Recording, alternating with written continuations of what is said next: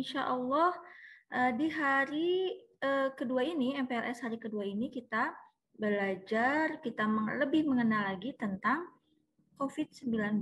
Kan sekarang varian COVID-19 itu semakin banyak. Jenisnya apa saja, apa yang harus kita lakukan biar kita tidak kena COVID-19 atau tidak terkena, tidak apa ya, kalau istilah sekarang itu terendorse, supaya kita tidak di-endorse sama COVID-19. Gimana caranya nih? Makanan apa aja yang harus kita makan? Kemudian apa yang harus kita lakukan sehari-harinya biar tubuh kita selalu sehat. Karena supaya kita tetap sehat, ternyata tidak hanya imun yang harus ditingkatkan, tapi juga imun, insya Allah hidup kita akan menjadi aman. Oke ya. Anak-anakku soleh dan soleha, sebelum kita beranjak ke acara selanjutnya, Ibu di sini akan membacakan dulu susunan acara yang akan kita lalui bersama ya di MPLS hari kedua ini. Jam 8.45 sampai jam 9 itu peserta masuk, pengkondisian siswa. Pada jam 9 baru kita akan mulai dengan pembacaan tilawah oleh Atala Aliandra. Atala sudah siap ya, tolong disiapkan dulu Quran dan terjemahannya. Kemudian setelah tilawah baru kita beranjak ke menyanyikan lagu Indonesia Raya sebagai bukti cinta kita tanah air ya, karena cinta tanah air adalah sebagian daripada iman. Kemudian lanjut jam 19.15 kita akan mendengarkan sosialisasi COVID-19. Insya Allah nanti dokternya akan bergabung bersama kita. Kemudian ada tanya jawab dulu. Waktunya tidak lama, hanya 20 menit dengan Ibu Dokter, karena jadwal beliau yang sangat padat, jadi manfaatkan waktunya sebaik mungkin ya. Catat yang perlu dicatat, kemudian ingat kita kan ada lomba membuat konten ya. Jadi buat konten sebagus mungkin. Kemudian setelah 20 menit pemaparan dari Ibu Dokter, kita akan tanya jawab sebentar selama 10 menit. Jadi manfaatkan bagi yang punya unek-unek, bagi yang punya pertanyaan nih tentang COVID ya, silakan bertanya langsung kepada narasumbernya. Kemudian nanti ada ice breaking sebentar, kemudian nanti ada penayangan video kegiatan sekolah sekitar 5 menit untuk mereview apa saja yang sudah kalian lakukan selama di sekolah bagi kelas 8 dan 9. Dan sebagai penyemangat bagi kelas 7 supaya ada gambaran nanti ketika di sekolah tuh kita ngapain aja ya. Kemudian nanti ada juga Bu Sari akan masuk untuk mensosialisasikan kurikulum sekolah kita. Selama 30 menit nanti Bu Sari akan menjelaskan tentang program pengajaran tentang kurikulum yang akan kita laksanakan di tahun ajaran ini. Kemudian nanti ada 10 menit tanya jawab, silakan kalian tanyakan sepuas-puasnya. Ya. Bu, nanti kalau belajarnya online seperti apa ataupun belajarnya offline seperti apa kalian tanyakan sama Ibu Sari ya. Kemudian nanti ada 5 menit ice breaking lagi.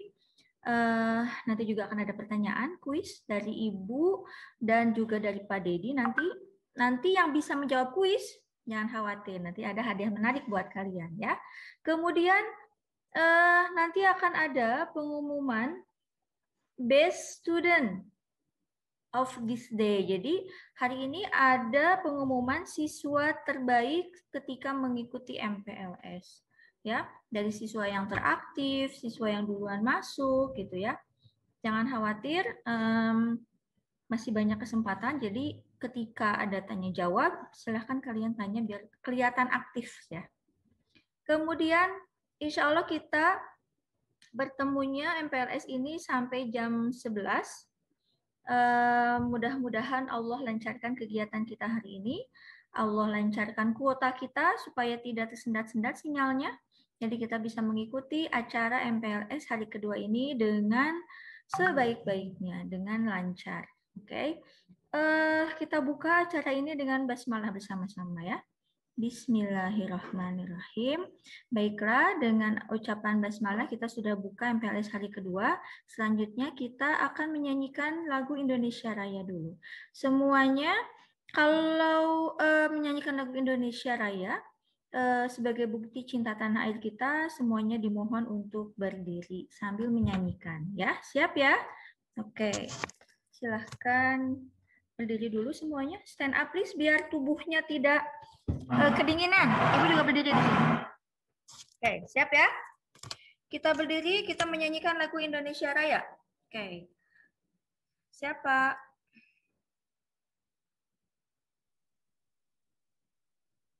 Kita tunggu videonya. Semuanya berdiri?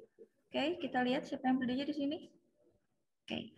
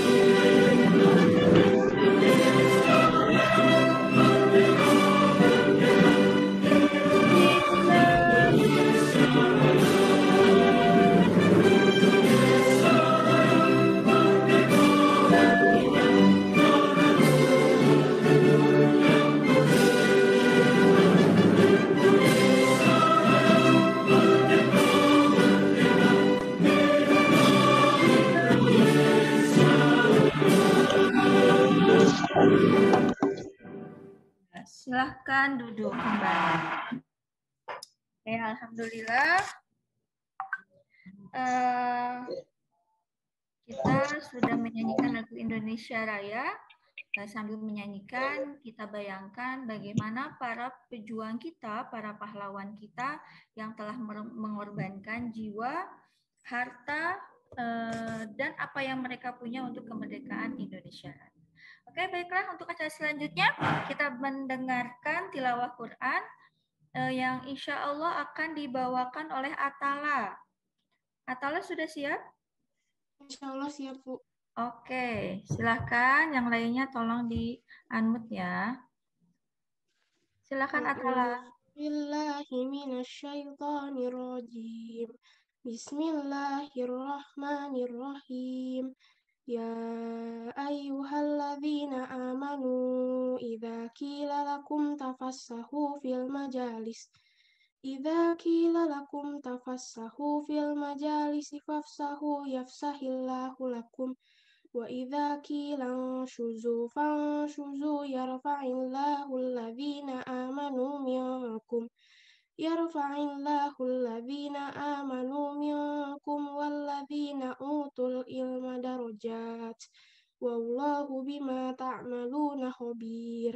Artinya, wahai orang-orang yang beriman, apabila dikatakan kepadamu, berilah kelapangan di dalam majelis-majelis, maka lapangkanlah, niscaya Allah akan memberi kelapangan untukmu. Dan apabila dikatakan berdirilah kamu, maka berdirilah. Niscaya Allah akan mengangkat derajat orang-orang yang beriman di antaramu dan orang-orang yang diberi ilmu beberapa derajat. Dan Allah Maha teliti terhadap apa yang kamu kerjakan. Shadaqallahul azim.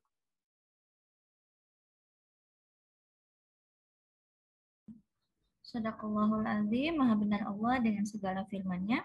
Terima kasih kepada Ananda Atala yang sudah membacakan surat apa ya tadi ya? Siapa yang tahu surat apa tadi? Surat Al-Mujadilah.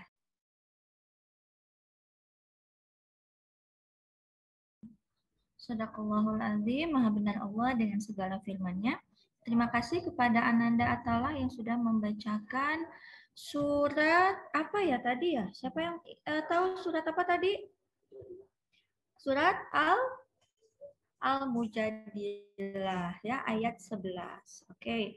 Anak-anakku yang soleh dan soleha, menyanyikan lagu Indonesia Raya sudah, kemudian tilawah juga sudah. Baru kita beranjak ke acara selanjutnya, yaitu sosialisasi tentang COVID-19. Nih, kita cek dulu apakah apakah ibu dokternya sudah bergabung bersama kita. Sepertinya ibu dokternya belum bergabung ya. Oke, beranjak ke Bu Sari dan ke Bu Dokter, Bu Itri mau tanya-tanya dulu deh kabar kalian semuanya. Semuanya baik-baik saja hari ini? Apa kabar kalian hari ini? Gimana jawabnya? Alhamdulillah. Alhamdulillah nih. Sekarang kita pakai yel-yel ya. Biar kitanya lebih semangat. Kalau ibu bilang, apa kabar hari ini? Alhamdulillah, luar biasa. Tetap semangat. Yes, yes, yes. Allahu Akbar. Oke ya? Biar semangat. Oke ya? Siap. Semuanya kalau ibu tanya, apa kabar hari ini? Alhamdulillah, luar biasa. Tetap semangat. Yes, yes, yes. Allahu Akbar. Tangannya dikepalkan. Oke, tangannya dikepalkan ya. Tangannya dikepalkan. Oke, siap. Nih, kita lihat siapa yang paling bersemangat nih. Siap-siap ya. Nanti dicek oleh Pak Dedi. Siap. Apa kabarnya hari ini? Alhamdulillah. Luar biasa. Tetap semangat. Yes, yes, yes. Allahu Akbar. Oke. Oh, masih ada yang loyo-loyo, kurang semangat. Kayaknya belum sarapan ya ini ya. Udah sarapan belum? Sudah? Belum, Bu. Belum, pantesan belum sarapan. Harusnya sarapan dulu. Kenapa? Karena sarapan pagi itu penting. Penting untuk otak kita supaya kita bisa berpikir dengan jernih, berpikir dengan hebat di hari ini. Ya, jadi sarapan itu penting untuk otak kita, ya. Sarapannya apa saja? Boleh buah-buahan, boleh kue, boleh roti, boleh susu. Yang penting ada asupan makanan yang masuk ke dalam tubuh kita. Tapi yang paling baik adalah sarapan di pagi hari itu adalah buah-buahan. Sebagaimana sunnah Rasulullah ya. Sebelum Rasulullah makan, itu Rasulullah selalu makan buah-buahan dulu 30 menit sampai 2 jam sebelum makan yang berat. Jadi pagi-pagi mumpung perutnya masih kosong, isi dengan yang paling baik. Bahkan Rasulullah itu sering sebelum makan itu 30 menit atau sampai 1 jam itu makan buah kurma dulu. Makan buah kurma, kalau kalian tidak bisa menemukan sarapan nih, nggak ada nasi kuning misalnya, nggak ada nasi goreng, kemudian nggak ada makanan yang bisa dimakan karena bundanya belum masak misalnya, cukup makan kurma aja 3 butir itu sudah mencukupi kecukupan gizi kita di pagi hari. Oke ya? Anak-anakku dan soleh dan soleha, coba kita lihat. Oh, Ibu dokternya alhamdulillah sudah bergabung bersama kita. Kita sapa dulu ya Ibu dokter ya. Assalamualaikum Ibu dokter Anissa.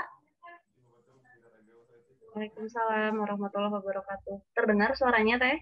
Terdengar Bu, dengan jelas alhamdulillah. Nih, hari ini kita hari kedua Bu dokter, MPLS-nya kita akan belajar tentang COVID-19 ya, yang sekarang itu semakin marak di Kota Bandung dan di Indonesia juga. Nih, bagaimana tentang COVID yang varian baru ini? Kenapa sih sekarang itu lebih gampang menyebar, lebih gampang menyerang, dan gimana caranya biar kita terhindar atau kita istilah zaman sekarang tuh kita nggak di-endorse sama COVID-19 gitu loh Bu. Nah, gimana caranya? Anak-anak dan soleh-solehah, kita langsung mendengarkan dari Ibu dokternya langsung ya. Mangga waktu dan tempat saya persilakan Ibu dokter.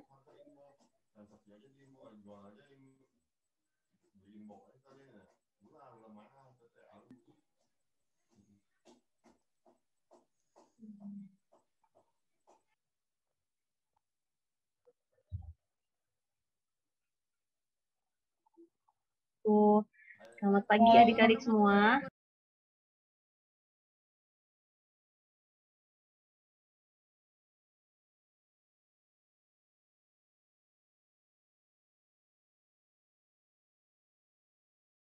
atau kita istilah zaman sekarang tuh kita nggak di-endorse sama COVID-19 gitu loh, Bu. Nah, gimana caranya anak-anak dan saudara soleha kita langsung mendengarkan dari Ibu dokternya langsung ya. Mangga waktu dan tempat saya persilakan Ibu dokter.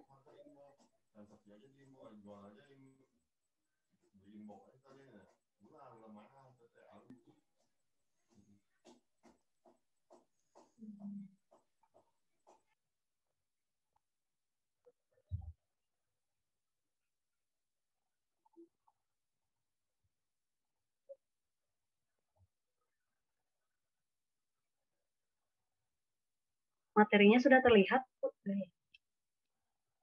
Sudah, Bu. Sudah terlihat. Bismillahirrahmanirrahim. Assalamualaikum warahmatullahi wabarakatuh. Selamat pagi adik-adik semua. Waalaikumsalam warahmatullahi wabarakatuh. Waalaikumsalam warahmatullahi wabarakatuh. Gimana kabarnya? Sehat semua? Alhamdulillah sehat, Bu.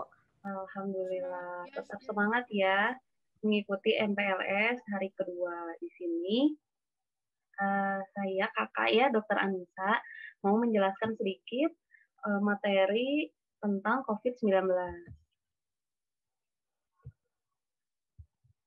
Update nih, COVID-19 itu kurang lebih udah 2 tahun ya adik-adik semua ya. Dari 2019 sekarang udah 2021, udah mau 2 tahun. Di sini kakak dokter mau jelaskan yang pertama kasus-kasus COVID di Indonesia, terus apa sih tanda dan gejalanya gitu ya. Terus nanti dijelaskan juga pencegahannya kayak gimana sama new normal gitu ya, apa yang harus kita lakukan. Nih.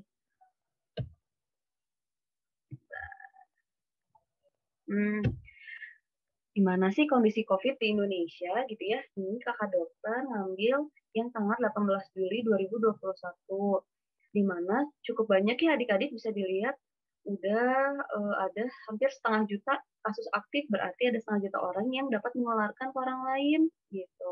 Terus yang udah dibilang positif COVID itu udah mau hampir 3 juta. Banyak sekali ya adik-adik ya, walaupun memang sekarang orang-orang yang divaksin juga sudah banyak, udah sekitar 41 juta. Oke, nah kakak dokter di sini mau menjelaskan juga bahwa di Indonesia itu sempat waktu tanggal 12 Juli ya sempat menduduki peringkat ketiga tertinggi di dunia untuk kasus baru untuk COVID-19, sampai 40.000 kasus COVID gitu ya. Terus untuk data kematian harian di Indonesia sampai 1.000 orang per hari. Wah, serem ya adik-adik ya COVID. Bahkan Indonesia sampai ranking 1 di dunia. Tapi bukan ranking 1 yang bagusnya nih, ranking 1 tertinggi kasus baru COVID gitu. Nah, ini gambar peta Indonesia dulu tahun 2019. Kalau yang merah itu bahaya ya adik-adik ya, berisiko tinggi. Jadi banyak banget pasien yang kena COVID gitu ya. Nah, kita sekarang ada di Jawa ya, Pulau Jawa. Pulau Jawa paling banyak merahnya. Nah, kita berarti tinggal di lingkungan yang sangat berisiko tinggi tertular COVID. Nah, lanjut ya. Tanda dan gejala COVID itu apa, Bu Dokter? Nah, waktu awal-awal, tanda-tanda gejalanya itu kan demam, batuk, pilek, gitu ya adik-adik ya. Khas lah gitu. Nah, kalau sekarang, COVID itu dikenal dengan penyakit 1.000 wajah. Maksudnya apa ya penyakit 1.000 wajah? Di mana COVID ini tuh bisa menyerupai berbagai macam penyakit adik-adik. Nggak harus demam, nggak harus batuk pilek. Tapi kalau sekarang apa? Hilang penciuman ya adik-adik ya. Bahkan ada yang datang diare gitu ya, anak SMA. Dokter pernah dapat pasien anak SMA usia 17 tahun datang, duduk saya mual-mual sakit perut mencret terus gitu. Oh, kenapa ya? Pas dicek-cek ada kontak nih, ibunya positif, terus pas di swab ternyata positif gitu. Jadi nggak harus demam batuk pilek nih adik-adik. Sekarang tuh keluhannya bisa ke penyakit mata gitu ya, terus ke saraf bisa jadi lumpuh, ke kulit jadi ada bintik-bintik merah. Nah itu tuh bisa positif COVID gitu ya. Jadi nggak harus demam batuk pilek gitu. Kalau misalnya adik-adik ada keluhan kayak gitu ya, baiknya diperiksakan ke dokter gitu ya. Jadi benar-benar COVID-19 ini tuh menyerupai banyak banget penyakit ya adik-adik ya, nggak harus keluhannya sesek gitu ya, walaupun memang paling banyak keluhannya sesek gitu ya, tapi ada juga yang keluhannya kulit, keluhannya ke arah jantung, ke otak gitu ya, banyak juga yang positif COVID. Nah, selanjutnya, COVID itu nularnya lewat apa sih gitu ya? Nah, yang pertama lewatnya itu kontak langsung. Kalau kita misalnya berjabat tangan nih, pegangan tangan sama orang yang positif COVID, kita bisa tertular. Yang pertama, yang kedua droplet itu jadi misalnya ini pasien COVID terus batuk atau bersin gitu ya, terus kena tangan.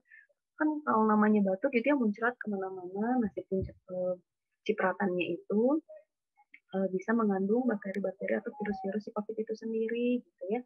Yang ketiga nyebarnya lewat apa nih? Nyebarnya lewat udara. Nah ini yang berbahaya sekarang ya, yang varian Delta, di mana penyebaran itu bisa cepat gitu ya. Kalau kita lewat sebentar aja gitu ya, berpapasan itu kita bisa tertular kalau di udaranya ada virus COVID gitu. Yang terakhir penyebarannya itu lewat tetesan ya. Nah, apa ini yang bisa kita lakukan ya supaya kita dan keluarga kita bisa terhindar dari COVID-19? Yang pertama, kita harus melakukan perilaku hidup bersih dan sehat. Gitu. Yang kedua, kita harus rajin cuci tangan dengan sabun dan air mengalir. Kalau habis makan, sebelum makan, gitu ya.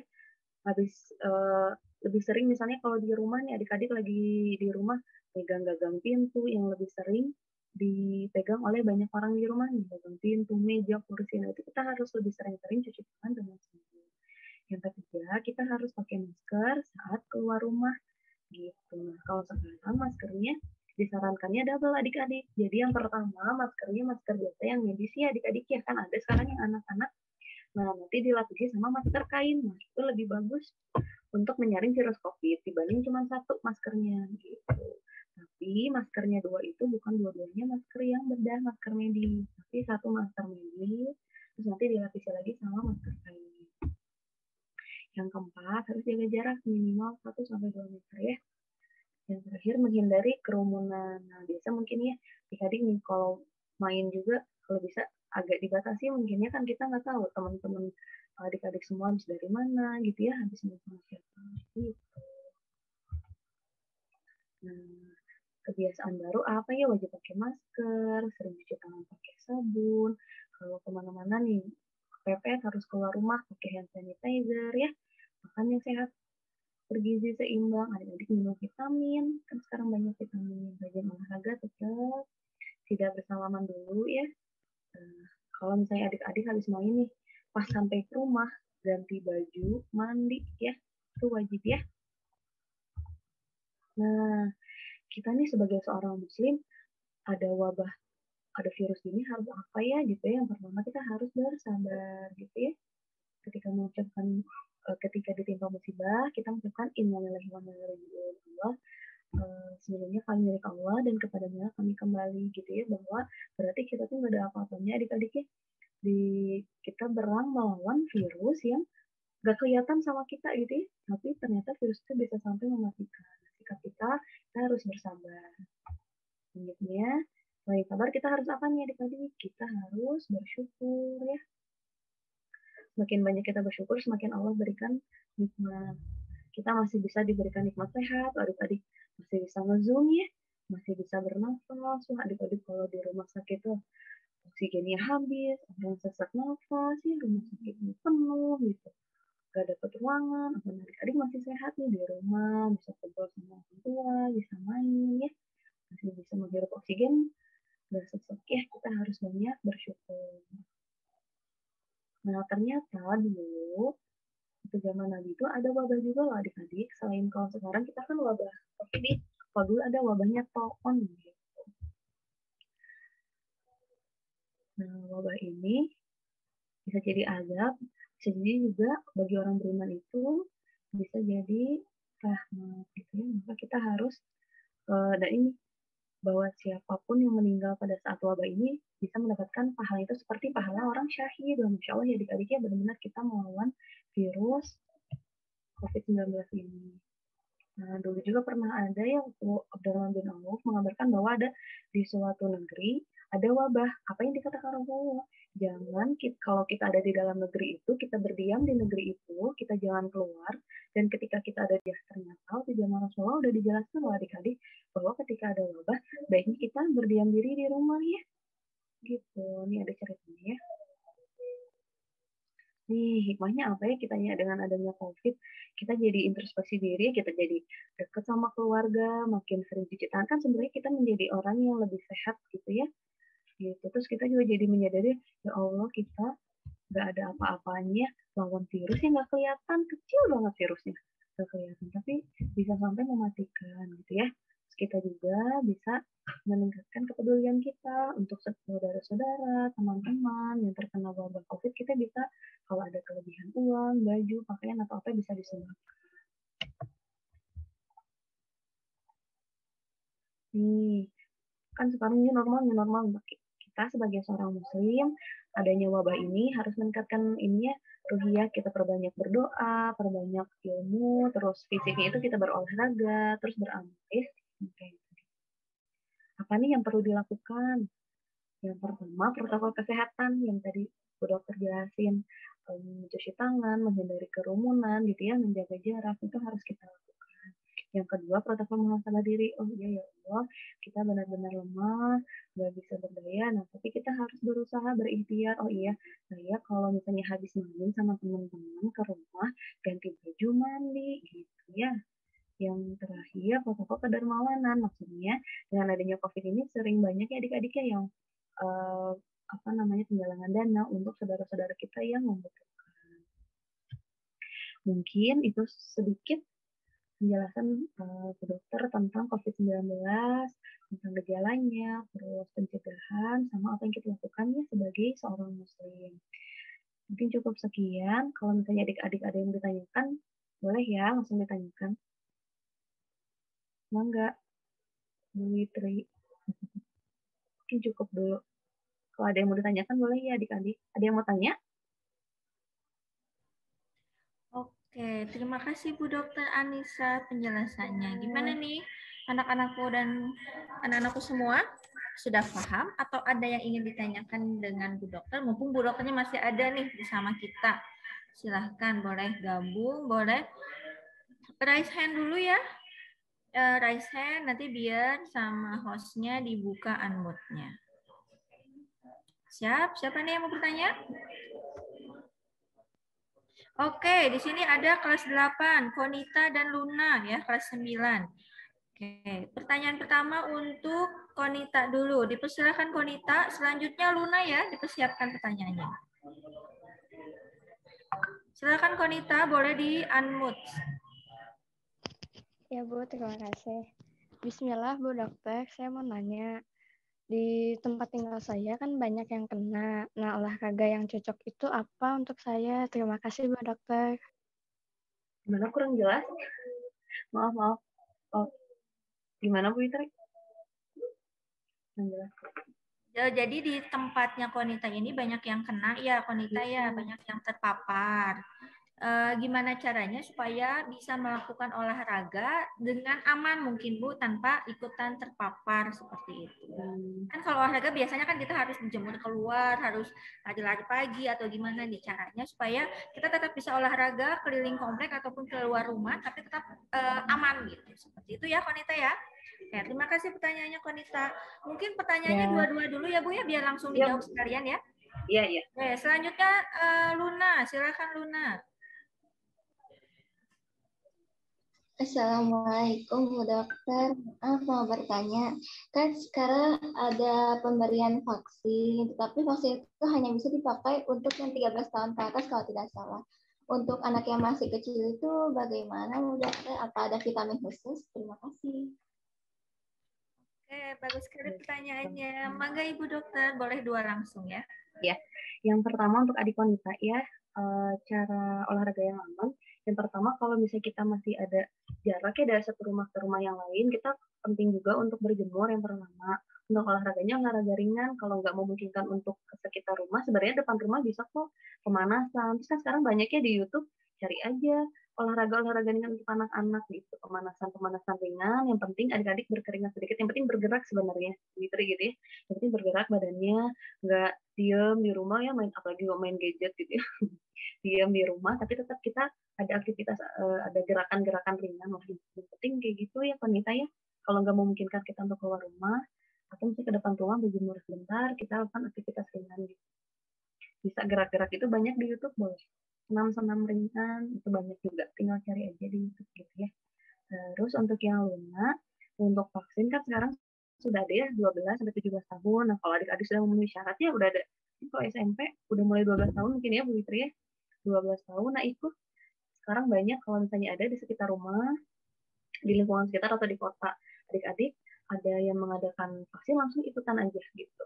Kalau yang di bawah 12 tahun memang kenapa belum ada? Karena belum ada penelitiannya. Ke depannya ketika udah ada bukti penelitian dan aman untuk bayi, berarti ya dari bayi sampai 12 tahun nanti juga mungkin menyusul akan dilakukan vaksin gitu. Jadi mungkin bertahap adik-adiknya karena tadi berkembang terus COVID-nya juga. Jadi yang pertama kan yang dewasa dulu ternyata udah terbukti aman, oke yang dewasa, terus sekarang anak-anak udah bisa nih ada penelitiannya dan aman, langsung vaksinasi sambil siap-siap kemungkinan pasti ada nanti dari bayi sampai 12 tahun gitu. Tapi kalau adik-adik sepertinya 12 tahun ke atas mungkin ya udah siap tuh, udah harus mau divaksin ya adik-adik ya.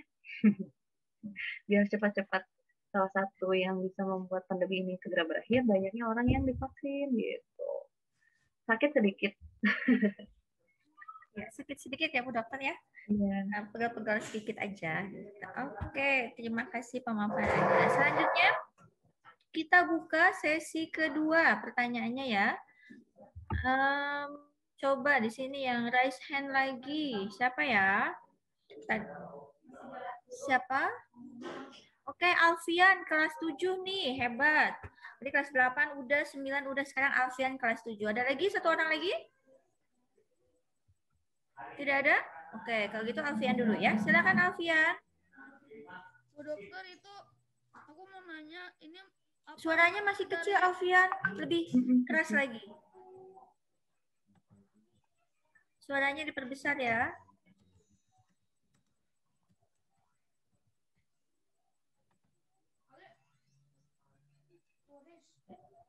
Bentar. Sudah suaranya? Ya, selanjutnya itu ya. Setelah Alfian tadi nanti ada yang bertanya lagi. Oke, Alfian, silahkan. Bu Dokter, aku mau nanya, ini apa maksud dari varian COVID-19 ya? Baru. Hah? Alfian, Gimana? bisa diulang lagi Alfian? pertanyaannya? Masih kecil suaranya. Mic akunya rusak. Oh, speakernya rusak. Nah, sekarang kedengeran, mulai kedengeran. Bagus. Ya, diulang lagi pertanyaannya. Apa maksud dari varian COVID-19? Oke, apa maksud dari varian COVID-19, Bu Dokter katanya? Wah, hebat nih Alfian pertanyaannya ya. Kaget nih Bu Dokter juga nih ditanya. Maksudnya, iya Alfian, maksudnya varian itu ternyata, jadi nih misalnya bentuk COVID-19 itu misalnya ya bulat nih. Terus semakin berkembang itu diteliti terus ya Alfian ya. Ada pasien yang positif, terus diperiksa lagi nih, ternyata virusnya ada yang berubah bentuknya gitu. Makanya dari awal ada varian alpha, varian delta gitu. Nah, setiap varian itu, setiap jenis gitu ya, tapi dia masih COVID, cuma bentuk tubuhnya itu ada yang beda gitu.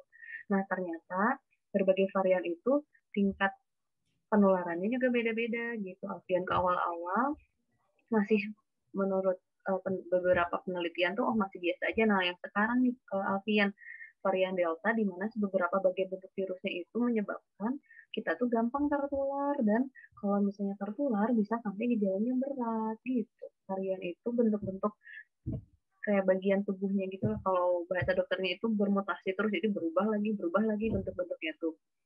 Gitu. Kalau disusun kode-kode genetiknya gitu ya, dari misalnya ABC gitu, terus jadi ACB, ADA gitulah Bu Fitri ya, kurang lebih. Jadi sebagian bentuk tubuhnya itu senantiasa berubah-ubah gitu.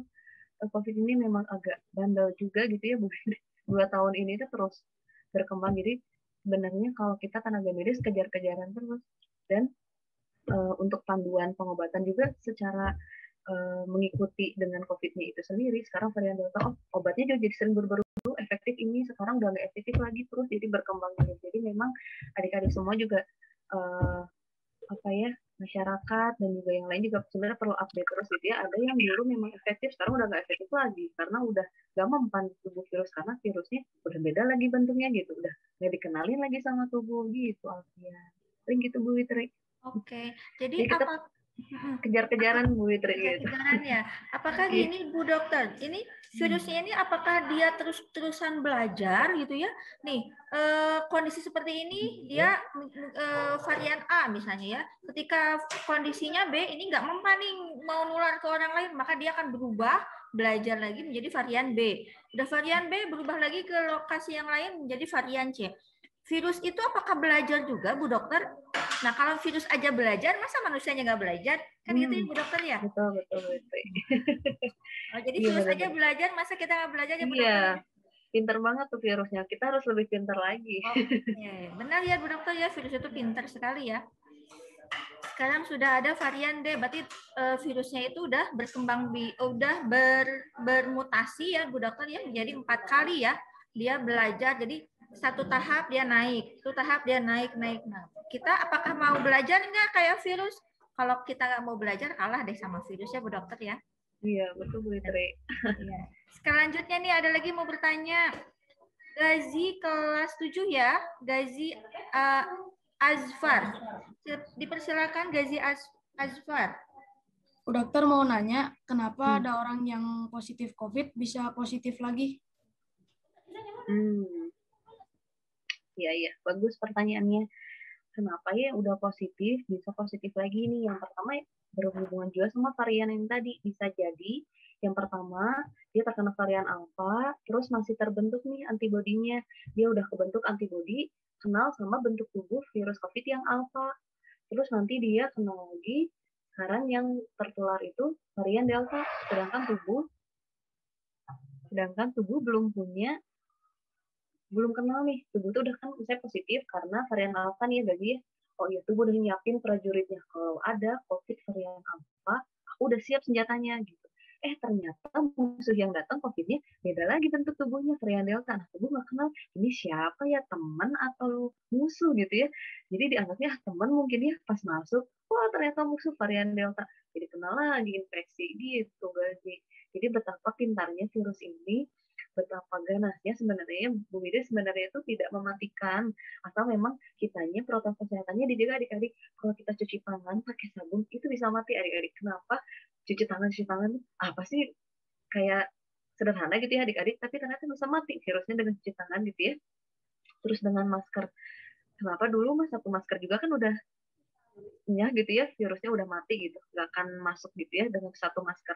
Ternyata ini varian yang baru, varian delta, ternyata satu masker juga masih bisa masuk tuh virusnya. Makanya kita sekarang suruh 2 maskernya, harus double masker gitu Gazi. Jadi bisa infeksi lagi, bisa jadi udah kebentuk nih prajurit-prajuritnya, ternyata musuh yang datang beda lagi ininya ya bentuknya, jadi nggak dikenal sama tubuh gitu. Tapi sebenarnya kalau dari 100% ya Bu Fitri hanya 0,5 sampai 1% orang yang terinfeksi lagi gitu, yang kedua kali. Jarang gitu. Ya. Gitu Gazi. Gimana Gazi? Gazi sudah paham? Ya Ibu. Oke. Tapi memang untuk virus ini ya Bu Dokter ya, kalau kitanya nggak jaga imun tetap aja ya, kalau kita sudah terkena, terpapar bisa jadi kita terkena juga kalau misalnya bisa terkena juga sama banyak ini Bu Witri sekarang tuh gejala long COVID. Jadi memang udah sembuh sebenarnya kalau 2 minggu ya adik-adik. Kenapa isolasi mandiri itu 2 minggu? Karena virus itu udah nggak menular lagi kalau udah 2 minggu gitu, udah mati siklus hidup virusnya. Tapi suka ada gejalanya Bu Witri sampai ada 3 bulan, 8 bulan masih lemes, masih batuk gitu. Oh gitu ya Bu Dokter. Jadi bukan karena kena lagi, tapi karena memang gejala long COVID. Gejala long COVID gitu ya. Post sindrom pasca COVID itu ya yang bikin lama ya. Oke. Kalau sekarang mungkin tambahannya Bu Witri ya, kan trennya hilang penciuman. Nah, hilang penciuman ini juga macam-macam Bu Witri, ada yang 1 hari langsung kembali lagi, ada yang 2 minggu, ada yang berbulan-bulan belum kembali indera penciumannya gitu. Iya. Saya 3 bulan Bu Dokter baru kembali lagi penciuman. Nah, iya, Masya Allah Bu Witri. Iya betul Bu Witri. Ada Udah yang baik, alhamdulillah tuh itu udah sehat lagi gitu. Alhamdulillah sudah bisa merasakan nikmatnya mencium lagi. Oke, selanjutnya ada yang bertanya lagi nih. Masih ada waktunya Bu Dokter ya. Dari kelas 8, Nadine Syakira, dipersilahkan. Nih, kalau misalkan ada orang yang sudah vaksin sampai dosis kedua, terus kan kena COVID, nah itu wajib nggak dosis ketiga?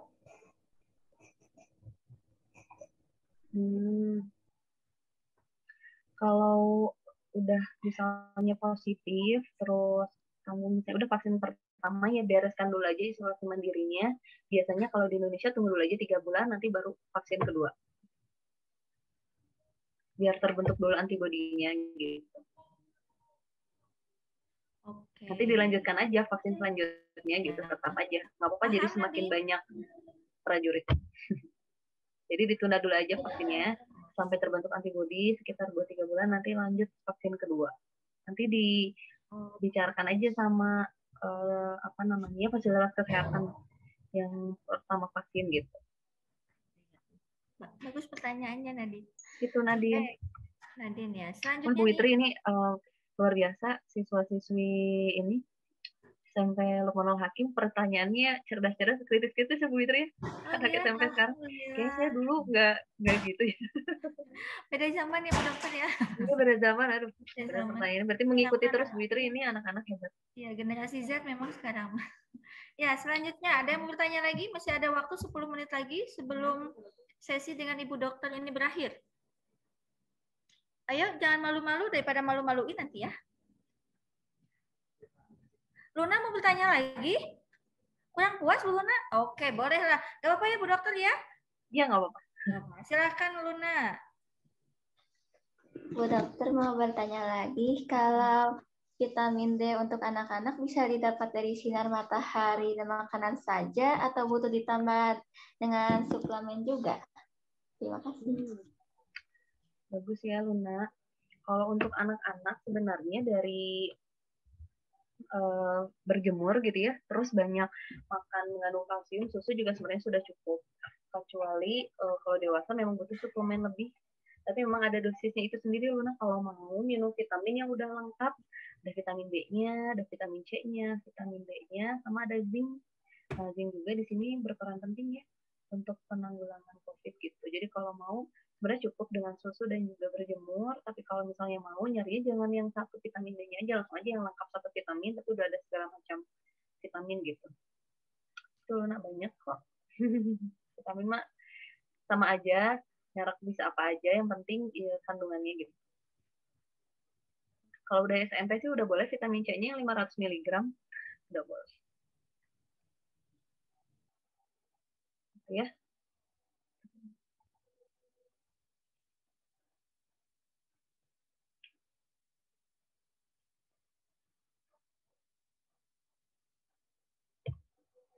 Ya. Ada lagi?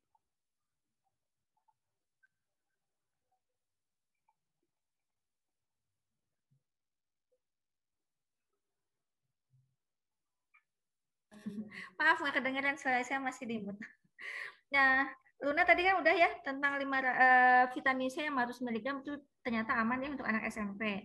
Nah, sekarang yang vitamin D-nya nih Dok, yang vitamin D kan sekarang yang dijual bebas itu untuk salah satu imun COVID itu adalah vitamin D yang 1000 mg ya Dok ya. Nah, itu apakah aman dikonsumsi oleh anak-anak SMP juga Dok? Aman Bu, tapi kalau yang anak SMP paling yang kan ada yang 1000 intra-unit ya, kalau anak-anak SMP biasa juga cukup sih Bu ya. Oh, yang 400 juga cukup ya? Cukup, soalnya suplemen, kecuali untuk pengobatan. Kalau pengobatan mau vitamin D-nya bisa sampai 5000 intra-unit. Oh, bisa 3 sampai gitu. Lumayan ya besarnya. Penting adik-adik kalau minum vitamin, makan Bu Witri ya. Ini kan sekarang di rumah banyak jajanan, apa mungkin yang kurang sehat. Nah, buah-buahan, sayuran juga itu vitamin loh adik-adik gitu ya. Oh gitu, iya. Baiklah, nih sekarang tentang vitamin D juga nih Dok, kalau boleh bertanya. Ini kan ada perbedaan ya, jam berapa tentang waktu terbaik untuk berjemur nih. Ada yang bilang jam 8 sampai jam 9. Ada juga yang bilang sebetulnya jam 10 sampai jam 11. Ada juga yang siang sebetulnya, jam 1 sampai jam 2 ketika matahari sedang berada di atas ubun-ubun kita gitu. Supaya sinar mataharinya lebih terserap. Nah, yang paling baik tuh sebetulnya jam berapa sih, Dok, supaya kita berjemurnya itu tidak membuat kulit gosong dan kita bisa mendapatkan maksimal dari sinar matahari tersebut gitu. Iya, memang banyak pendapat ya, Bu Fitri, memang karena namanya ilmu berkembang terus gitu ya. Memang, tapi kalau yang paling baik itu jam 9, jam 10, Bu Fitri gitu. Dan adik-adik nggak usah sejam gitu ya, lama-lama. 15 menit cukup. Fungsinya sinar matahari apa sih sebenarnya? Untuk mengubah ke vitamin D yang ada di dalam tubuh jadi vitamin D gitu. Bukan benar-benar vitamin D-nya datang dari sinar matahari, itu enggak, Bu Fitri ya. Pokoknya salah persepsi nih, vitamin D datang dari matahari, enggak. Matahari itu membantu mengubah vitamin D yang udah ada di tubuh jadi vitamin D gitu. Jadi cukup 10-15 menit, baiknya jam 9, jam 10, Bu Fitri. Oh gitu ya. Jam 8 mungkin matahari belum ini ya. Jam 9, jam 10, 15 menit aja cukup adik-adik. Ya paling lama setengah jam lah gitu. Berjemur, terus sambil adik-adik juga banyak minum sama makan mengandung banyak kalsium gitu, Bu Fitri. Sayuran hijau, susu gitu. Kalau berjemur aja tapi nggak makan makanan yang mengandung vitamin D sama aja adik-adik ya. Gitu. Gitu, Bu Fitri. Iya, terima kasih Bu Dokter. Ada yang bertanya lagi nih? Mumpung masih ada waktu 5 menit lagi. 5 menit terakhir dengan Ibu Dokter. Ayo, yang mau bertanya, yang masih punya pertanyaan, silahkan. Gazi, Gazi, mau bertanya lagi nih. Gazi kelas 7, dipersilahkan. Bu, mau nanya, kalau batuk pilek biasa, bagaimana membedakan batuk pilek biasa sama batuk pilek yang orang positif? Bagus pertanyaannya. Bagus banget nih Bu Fitri, aduh, kaget nih dengan pertanyaan nih. Adik-adiknya kalau misalnya batuk pilek biasa, kita kalau flu biasa itu lebih kayak bindeng, meler gitu ya adik-adiknya. Terus biasanya batuk pileknya, pertama pilek biasanya terbagi hari gitu ya. Terus siang udah nggak begitu pilek gitu ya, meler. Kalau misalnya yang COVID, lebih cenderung ke batuknya, Bu Fitri. Ada sih pilek, tapi lebih ke yang batuknya sampai gatal, tidak tertahankan gitu ya, babi batuk terus gitu. Sampai biasanya suka ada hilaf penciuman. Kalau misalnya batuk pilek biasa mah meler gitu gaji biasa. Pilek, meler, pagi-pagi tuh siang kalau agak mendingan, kalau pagi dingin, meler lagi. Nah gitu biasanya kalau batuk pilek. Bukan COVID, kalau COVID, pilek biasanya ada tapi nggak yang meler gitu ya. Terus batuknya, lebih ke batuknya cenderungnya nanti ya. Batuknya yang gatal gitu, Bu Fitri. Terus aja batuk gitu. Yang sampai sakit kadang ke dada gitu. Biasanya gitu. Jadi, tapi sebenarnya agak sulit juga untuk membedakan kalau kita lihat langsung ya, Bu Fitri. Bahkan yang nggak ada gejala juga bisa positif kan, gue sih OTG ya. Jadi bener-bener nih COVID itu jahat banget ya. Ya. Gitu. Ya. Ya, Gazi sudah puas? Ada yang mau tanyakan lagi? Sudah cukup, Bu. Sudah cukup. Oke. Ada lagi yang bertanya? 4 menit. Oke nih, Nadine. Nadine kelas 8 nanya lagi dan Bu Dokter nih. Iya, silakan Nadine. Kan gini Bu, tadi kata Bu Dokter kalau sudah pasien dosis ke-1 terus kena itu harus ditunda. Tapi kalau kita udah vaksin sampai dosis kedua terus kena lagi, apakah harus diadakan vaksin ketiga atau mesti Iya. Kalau misalnya sekarang saya kayak Sinovac itu hanya 2 kali dosis ya Nadine. Jadi kalau misalnya kita udah vaksin 2 kali, nah kalau adik-adik ketahui juga nih kalau kita misalnya baru sekarang disuntik vaksin, wah kita langsung ada antibodi, langsung ada prajurit. Enggak, teman-teman, ternyata ketika kita disuntik vaksin itu butuh waktu tubuh untuk menciptakan antibodi gitu. Jadi biasanya terbentuk antibodi 2-3 bulan. Makanya kenapa orang yang udah divaksin pun bisa seminggu kemudian bisa positif karena memang belum cukup banyak antibodi yang terbentuk, butuh waktu gitu ya. Jadi kalau misalnya sudah 2 kali divaksin kemudian positif COVID, nggak usah dianjurkan lagi untuk dosis ketiga karena memang dosis vaksin hanya 2 kali gitu ya. Dan antibodi juga jadi makin double ya, udah vaksin 2 kali tambah positif gitu. Jadi sudah cukup, tidak usah lagi Nadine. Kecuali orang-orang yang berisiko tinggi seperti tenaga kesehatan. Ini sekarang dikatakan nanti tenaga kesehatan mau ada dosis ketiga gitu karena setiap hari ketemu terus sama COVID gitu. Gitu ya Dok ya. Jadi nakes itu divaksinnya tidak cukup 1 kali 2 kali ya? Karena memang Sekarang ada informasi gitu Bu Itri, jadi mau 3 kali. Karena ternyata varian Delta ini nggak cukup sama vaksin Sinovac kemarin. Vaksin Sinovac nggak cukup efektif untuk varian ini. Jadi untuk varian Delta yang bagus itu Moderna sama AstraZeneca. Jadi kayaknya mau disuntik itu juga. Gitu, Bu Itri. Jadi berkembang terus gitu Bu Itri. Jadi kejar-kejaran protokol panduan juga. Dulu obat ini boleh, sekarang udah nggak efektif lagi. Terus aja gitu. Cukup agak ini juga. Terus-terusan berkembang ya ternyata ya COVID itu ya. Dan COVID itu ternyata membuat kita terus-terusan belajar juga ya dok ya? Nah, betul Bu Itri, betul. Oke, ada lagi yang bertanya ini anak-anakku? 1 menit lagi sepertinya nggak akan keburu ya Bu Dokter ya? Oh, Konita ini 1 menit lagi. Oke, bolehlah daripada penasaran. Kalau penasaran kan nanti jadi jerawatan ya Bu Dokter ya, kasihan. Mangga boleh. Nadine tadi? Izin bertanya Bu Dokter. Enggak. Cara untuk isoman yang benar itu bagaimana ya Bu? Gimana? Terima kasih atas jawabannya. Coba ulang lagi sebentar. Kurang jelas. Cara isoman ya? Ya, cara untuk isoman yang benar bagaimana Bu? Oh iya. Isoman yang baik dan benar seperti isoman apa sih dok? Ya, tercek dulu.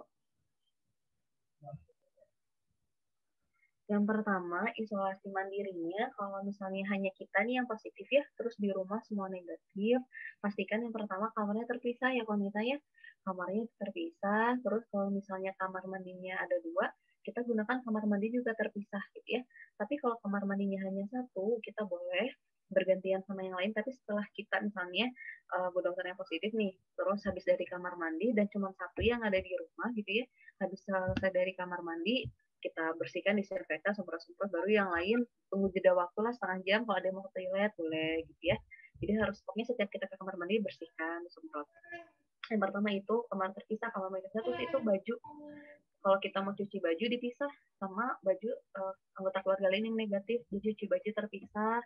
Terus panduan isolasi di rumah yang keempat itu ventilasi harus tetap ya Konita ya, jangan isolasi mandi di kamar aja gitu ya, terus nggak ada ventilasi, nggak ada pertukaran udara, wah itu juga bahaya gitu ya. Ternyata ventilasi cukup aman juga untuk menangkal virus COVID gitu ya, jadi tetap keluar rumah, keluar kamar sekiranya ada matahari, berjemur sebentar gitu ya, minta pengertian keluarga ketika kita mau berjemur gitu ya, berjemur tetap, dan juga ventilasi itu juga penting gitu paling Konita. Kalau di rumah tetap obat-obatan, makanan, jadi alat makan terpisah juga ya Konita ya, alat makan terpisah, cuci baju gitu ya, kamar mandi sebisa mungkin terpisah. Terus jangan terlalu banyak interaksi sama keluarga di rumah gitu. Itu paling itu Bu, itu jangan sampai kita benar-benar di kamar nggak jadi mau berjemur, jadi mau toilet ditahan gitu ya, karena banyak juga Bu Itri. Terus jadi anggota keluarga nggak tahu malah kondisi kita Bu Itri, malah jadi banyak yang isoman itu meninggal Bu Itri sekarang trennya. Selain memang karena rumah sakit penuh gitu ya, terlepas di rumah, tapi keluarga sendiri juga jadinya nggak mau mantau gitu ya. Apalagi sekarang COVID itu ada yang disebut happy hypoxia adik-adik ya. Happy hypoxia itu dimana ketika oksigen di dalam tubuh turun, tapi kita nggak ngerasa apa-apa, bahaya banget ya adik-adik. Jadi ternyata nggak sesek gitu ya, tapi ternyata pas rumah sakit dicek oksigennya cuma 80, sedangkan kita yang normal tuh di atas 95. Tapi nggak ngerasa sesak. Nah, bahaya itu salah satunya Bu Itri ya, COVID-19. Jadi kadang memang kalau isoman tetap perlu juga ada yang merawat anggota keluarga di rumah minimal 1 orang. 1 orang ini kalau bisa ya pakai APD gitu ya Bu Itri ya, boleh bisa pakai jas hujan, yang penting pakai masker, sarung tangan. Benar-benar nggak ada kontak sih kalau kata Nisa Bu Itri ya. Kadang jadi nggak kepantau gitu pasien isoman Konita. Jadi tetap ada anggota keluarga yang sehat, yang nggak ada komorbid gitu ya, nggak ada penyakit berat, cukup usia muda lah gitu, yang bisa merawat pasien positif COVID di rumah. Gitu Konita. Oke ya, dan yang paling penting adalah ketika isolasi mandiri itu kitanya harus dalam keadaan happy ya Bu Dokter ya. Iya. Betul, karena kan ada juga gitu, ada juga kan yang dikucilkan oleh anggota keluarga karena dia COVID. Jadi kamu nggak boleh diketik dan sebagainya, kan kasihan juga ya Dok ya. Kasihan. Imunnya makin turun. Iya, karena imun kita naik itu ketika kita happy ya Bu Dokter ya. Betul. Harus selalu bahagia, itulah anak-anak ya.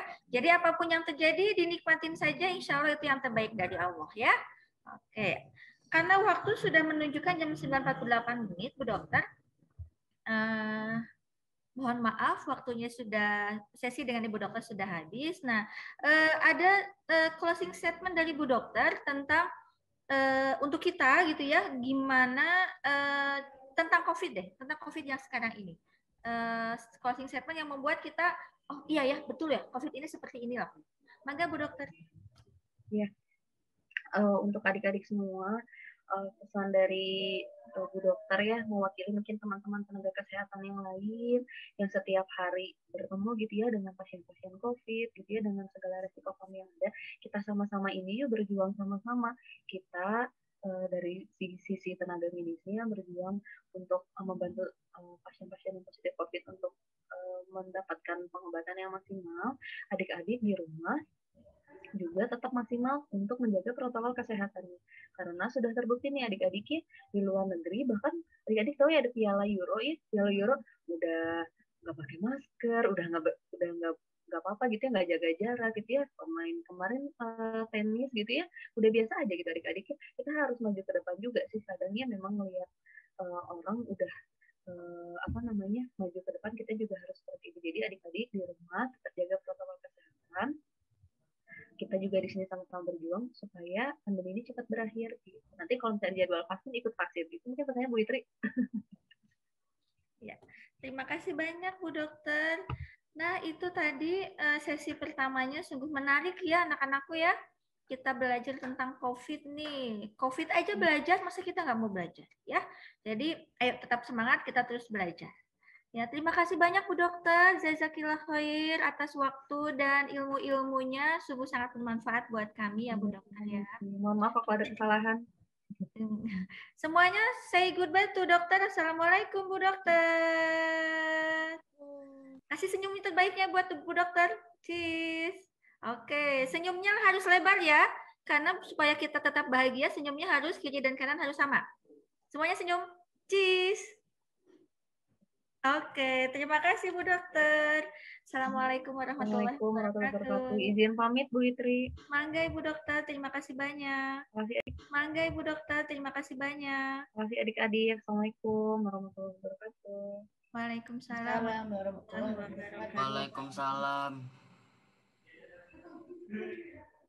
Oke, tadi gimana nih pemaparan dari Bu Dokter Anissa? Selain masih muda, cantik, pinter juga pemaparannya. Nih, gimana nih? Kalian mau jadi dokter seperti Dokter Anissa? Mau? Oh, mau ya? Kalau Ibu itu mau banget nih. Anak-anakku yang soleh dan soleha, sebelum beranjak ke acara selanjutnya, nih nanti kan acara selanjutnya adalah pemaparan dari Bu Sari ya. Nanti Bu Sari akan memaparkan tentang kegiatan pembelajaran untuk tahun ke depan, kurikulum sekolah kita. Nah, sebelum beranjak ke Bu Sari, kita kayak tadi kata Bu Dokter kan pemanasan dulu ya. Kita olahraga sejenak dulu biar tubuh kita tetap sehat, imun kita tetap kuat, iman kita tetap meningkat. Oke ya, anak-anak dan soleh-soleha, semuanya tangannya coba digerakkan ke pinggir ya. Boleh tangannya ke pinggir, tangannya di kepal-kepal ya. Oke, siap. Biar nggak pegal nih tangannya. Di kepal-kepal, hitungan ketiga. 1, 2, 3, 4, 5, 6, 7, 8. Diputar. 1, 2, 3, 4, 5, 6, 7, 8. Kepalanya kita tengok ke kiri dan ke kanan seperti kita sholat sambil, jangan lupa sambil senyum.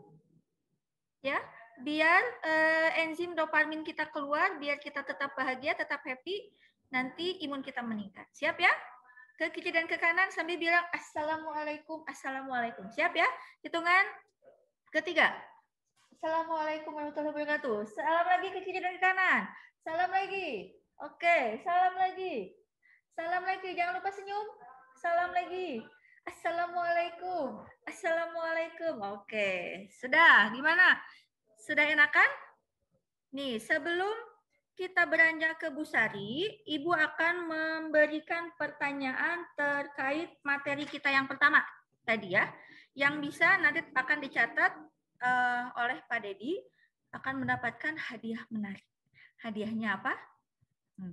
Rahasia biar deg-degan. Nanti surprise aja ya, dapat kiriman ke rumah kalian. Oke ya, siap? Are you ready? Oke, pertanyaannya yang bisa langsung raise hand, nanti kelihatan ya. Siap. Pak Dedi pantau sudah siap ya, Bu Aini ya, sudah siap ya.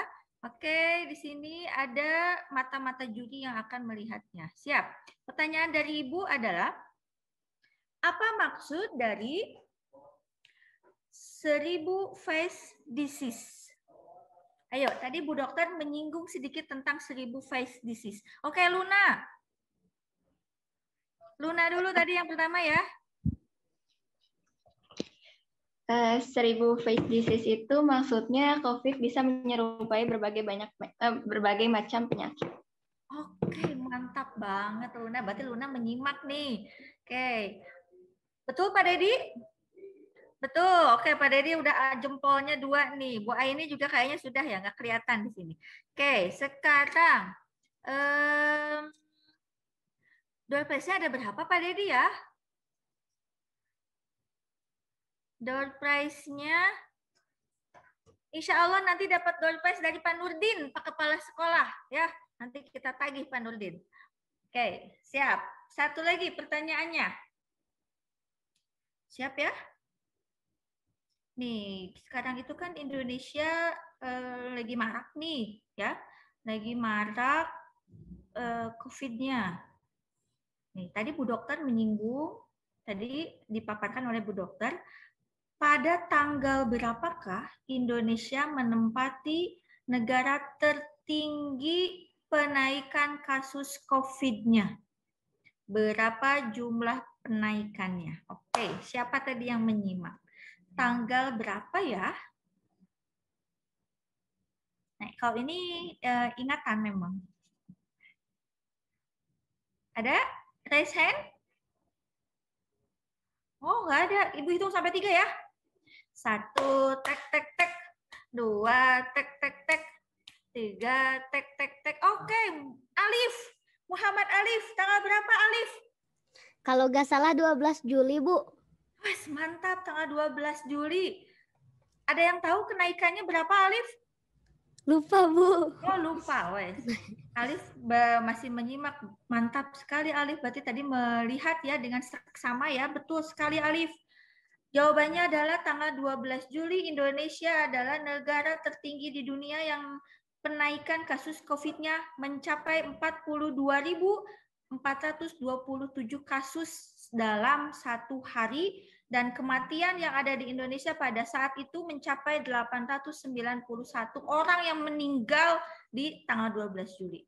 Masya Allah ya, COVID ini ternyata pembunuh massal juga ya.